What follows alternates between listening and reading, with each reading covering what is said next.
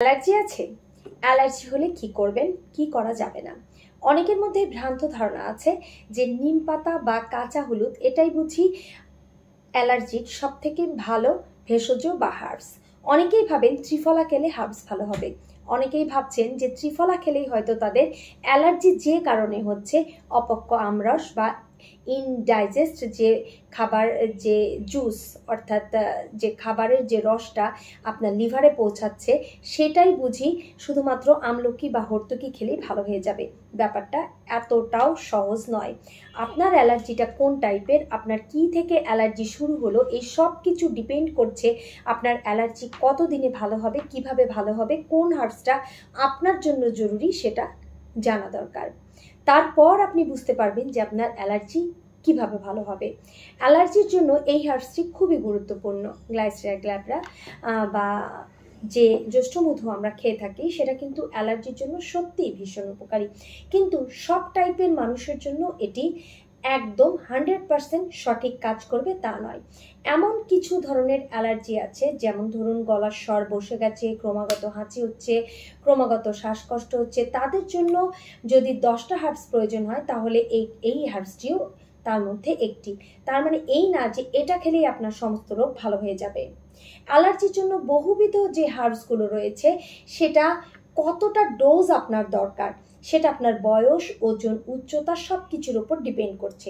ঠিক তেমনি ডিপেন্ড করছে আপনার খাবার হজম হয় কিনা, আপনার শ্বাসকষ্ট আছে কিনা, অ্যালার্জির সঙ্গে সঙ্গে আপনার চোখ চুলকায় কিনা, গায়ে র্যাশ অ্যালার্জি উঠে কিনা, বা কোনো খাবার খেলে গলার মধ্যে ফুলে যায় কিনা, চুলকায় কিনা, কুটকুট করে বা কিটকিট করে এই ধরনের অনুভূতি হয় কিনা, এই সব কিছু জেনে বুঝে তারপর আপনার জন্য হার্বস নির্ধারণ করতে হবে। কাজে আপনি কখনো এককভাবে বলতে পারেন না যে এই জিনিসটি খেলেই আমার সমস্যার সমাধান হবে, এটা সম্ভব নয়। আগে বুঝতে হবে আপনার টাইপ কি, কবে থেকে কিভাবে রোগ শুরু হয়েছে, রোগের ধরন কি। আশা করি আমার কথাগুলো বুঝতে পেরেছেন। তবে ওভারঅল কিছু কথা আছে, যেমন ধরুন যদি ইউক্যালিপটাস গাছ আপনার বাড়ির আশেপাশে থাকে, আপনার যদি খুব বেশি পরিমাণে হাঁচির প্রবণতা থাকে, আপনার যদি শ্বাসকষ্ট থাকে, আপনার যদি নাক বন্ধ হয়ে যাওয়ার প্রবণতা থাকে, তাহলে আপনার এই সমস্যা আরও বাড়বে। এরকম বহু গাছ আছে যেগুলো অ্যালার্জি বাড়িয়ে দেয়। এছাড়া ইন জেনারেল যে কোনো গাছের পরাগ, ফুলের রেণু এগুলো কি করে, অ্যালার্জি তৈরি করে। এই যে অ্যালার্জিক রাইনাইটিস, নাক বন্ধ হয়ে যাওয়া, ক্রমাগত পানি পড়া, হাঁচি, হালকা শ্বাসকষ্ট বা তীব্র শ্বাসকষ্ট এগুলো বাড়ায়। তাই যাদের অ্যালার্জি আছে তারা তীব্র ঝড়ের পরে, বৃষ্টির পরে কখনো বাইরে যাবে না, কারণ তখন বাতাসের সঙ্গে এগুলো ছড়িয়ে যায়। আর যদি যেতেই হয় তাহলে অবশ্যই মাস্ক ব্যবহার করবেন, মাস্ক পরে তারপর বাইরে যাবেন। বোঝাতে পেরেছি? ঘরে যখন ডাস্টিং করা হবে অর্থাৎ পরিষ্কার করা হবে, ধুলো ঝাড়া হবে, তখনও মাস্ক ব্যবহার করবেন, নারী পুরুষ উভয়ের জন্য। আপনি যে পেশারই হন না কেন, আপনার যদি এই সমস্যা থাকে তাহলে আপনি অবশ্যই মাস্ক ব্যবহার করবেন, এটা আপনাকে অনেকটাই বাঁচাবে। ঠিক আছে? আবার অনেকের একটা প্রবণতা থাকে ঘরের বাইরে বা ঘরে যে কোনো কাজ করার সময় ঘন ঘন নাকে হাত দেওয়া। ঘন ঘন নাকে হাত দিচ্ছেন কারণ অনেকেরই অ্যালার্জির কারণে নাকের ভেতরে চুলকায়। তো এই যে আপনি ঘন ঘন নাকে হাত দিচ্ছেন, আপনার হাতে একটা জীবাণু থাকতে পারে যেটা কি করবে, আপনার সমস্যাটাকে আরো তীব্র করবে। তাই অবশ্যই এই ইন জেনারেল কিছু ডিসিপ্লিন প্রত্যেকে মেনে চলবেন।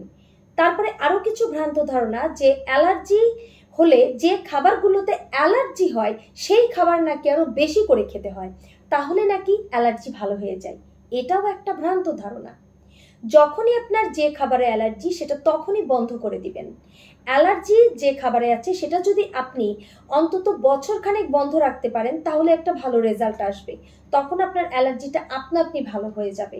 এমনকি যারা ধৈর্য ধরে ইলিশ মাছ, মিষ্টি কুমড়া বা কচু শাক, পুঁই শাকে অ্যালার্জি আছে জানার পরে যেটা বন্ধ করে দিতে পারেন 5-6 বছরের জন্য ধৈর্য ধরে, সুস্বাদু খাবারগুলো যারা বন্ধ করতে পারেন ধৈর্য ধরে, এবং তারা যদি অ্যালার্জির জন্য ভালো হার্বস খান বা ভেষজ, এই ধরনের ভালো ভেষজ তারা খান, একটা সময় গিয়ে দেখবেন যে ওই খাবারগুলো তারা প্রতিদিন খেলেও তাদের আর অ্যালার্জি হচ্ছে না, কারণ তাদের বডি থেকে ওই খাবারগুলোর প্রতি যে অ্যালার্জি ছিল সেই জিনিসটাই তাদের চলে গেছে, কাজেই তাদের অ্যালার্জি চিরদিনের মতো ভালো হয়ে গেছে। আপনাকেও সেই পন্থায় যেতে হবে, অর্থাৎ আপনি কোন উপায়ে কিভাবে অ্যালার্জি ভালো করতে যাচ্ছেন সেই উপায়টা সম্পর্কে আপনাকে আগে ভালোভাবে জানতে হবে। আশা করি আমি কথাগুলো ক্লিয়ারলি আপনাদের বোঝাতে পেরেছি। যদি বোঝাতে পেরে থাকি তাহলে ভিডিওটি অবশ্যই শেয়ার করে দিন আরও অনেকের কাছে, যাতে অনেকেই বুঝতে পারে। আর অ্যালার্জি সংক্রান্ত কোনো কিছু আমার সঙ্গে যদি পার্সোনালি শেয়ার করতে চান, বলতে চান, কারণ আয়ুর্বেদ আপনাদেরকে সুস্থ করতে পারবে।